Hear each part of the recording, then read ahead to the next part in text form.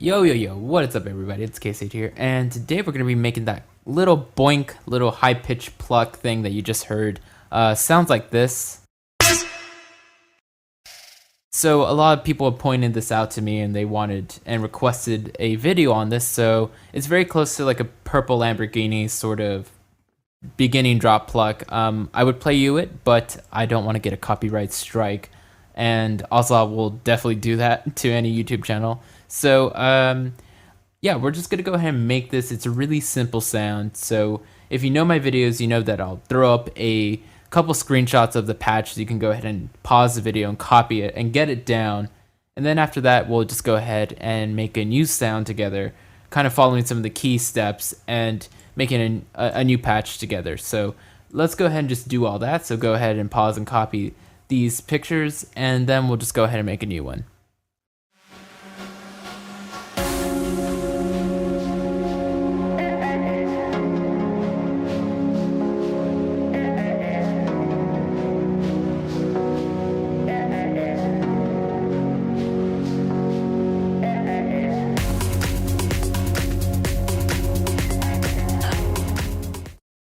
So let's go ahead and just make this now. So let's just go to an init preset, and let's just go ahead and start off with some basic wavetables. So some basic shapes, and we'll just keep this one, for example, on a nice sine wave. So we'll go ahead and just copy this into B. So we're gonna go ahead and pull this level down all the way, and we're gonna bring this down 2 octaves. I also recommend playing with what the octaves are on both of these. So I could set this one really low and then maybe use this, bring this one a little higher, so that way we're sending a higher frequency, higher kind of oscillator into the FM of this one. Quite interesting. And another thing you want to do with this is kind of route this again to your envelope 1. So envelope 1 is going to be basically our main shape to everything. So we're going to want to just set it in a way that is quick, and let's bring up that tech real quick. So around 9 milliseconds, let's leave it there. Let's see, so everything's kind of set where we want it so far. Let's bring this down an octave and let's put this at 0. Let's go ahead and add in the filter. So far we have this.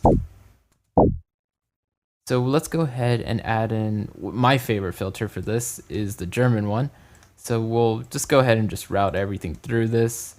Even though we're not using everything like our sub and noise, in case we wanted to add those things in, we can. So let's go ahead and bring this down all the way, add that envelope 1, just to open up the sound completely.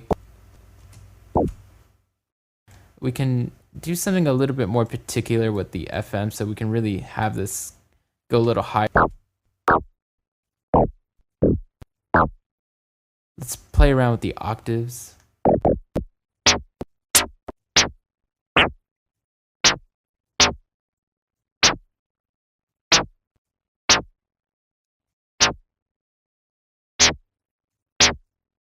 Alright, so we're done with this side. We don't really need to do anything else. Let's go ahead and move on to effects. So let's go ahead and get the essential ones in, like EQ, compression, our second filter, and reverb. So these are the ones we're actually gonna need. Like I said, hyper and dimension, those are just kind of extra little texture things we can do. Of course, it's gonna make our sound a little better and a little bit more particular, but we don't need those for right now. So let's go ahead and just kind of turn these all off and activate them in the order of importance. So to me, what's most important right now is multiband compression. So let's get a little bit of this going.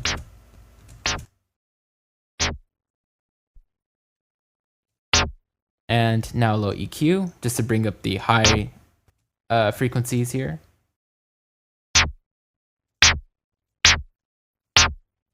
Makes the sound a little less dull sounding, so without it. Of course, we're just bringing up the higher frequencies, but something I just like to do. So now let's get our second filter, and we can go for any of the flanges or some of the miscellaneous ones. And I think those will all sound very interesting. So let's go for the miscellaneous combs filter. And I can show you really quickly what that looks like over here. so you get an idea of what it's doing. So basically, it's a filter type that is adding a lot of, I guess, frequency content to our sound and bringing out a lot of different frequencies, bringing down a lot of frequencies. So it's very interesting, especially as we add more resonance and drive to it. It's just something that adds a lot of color and changes kind of the characteristics of a sound. So that's kind of why I like using those a lot. And as we play around with this, it's good to have your resonance and drive somewhat high up and then kind of sweep with the cutoff to find a good spot in the sound. So let's go ahead and listen to that.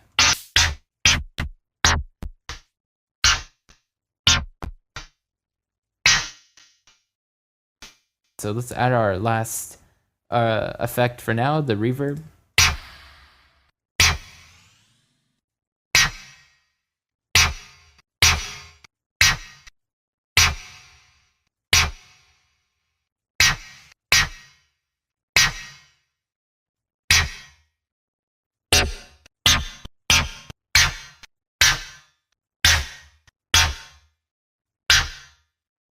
And we could add more modulation. So we could throw an envelope onto this.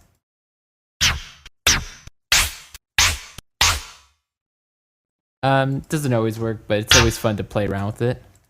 And let's go ahead and start tweaking some of this. So we just use basic sine waves to get started.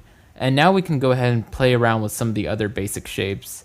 You could also play around with any wavetable, especially in the first oscillator that's basically off. You know, we're not hearing this except for what's being routed through to the B side, or the B oscillator. So we can get really creative with this. We can use any old oscillator. We could use something that's really kind of more interesting and has a lot of content frequency wise. Let's see, I'm trying to think of a good one here. So maybe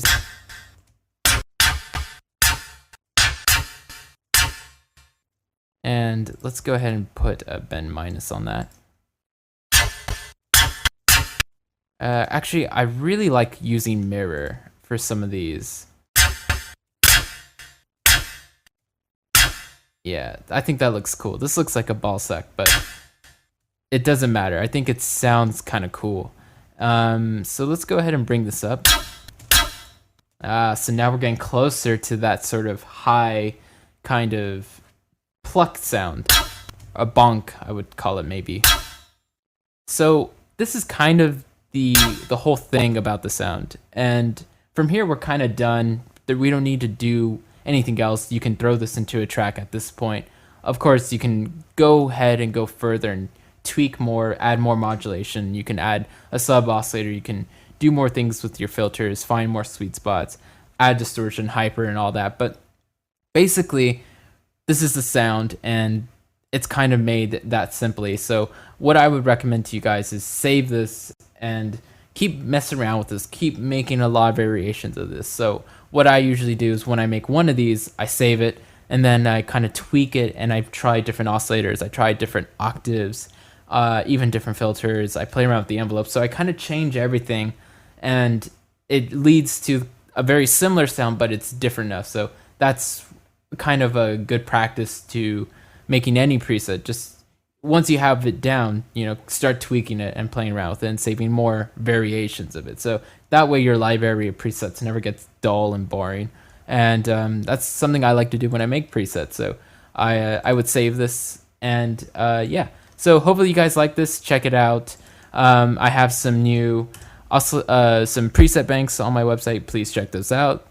Work really hard on those. And thanks guys for watching, and of course, later.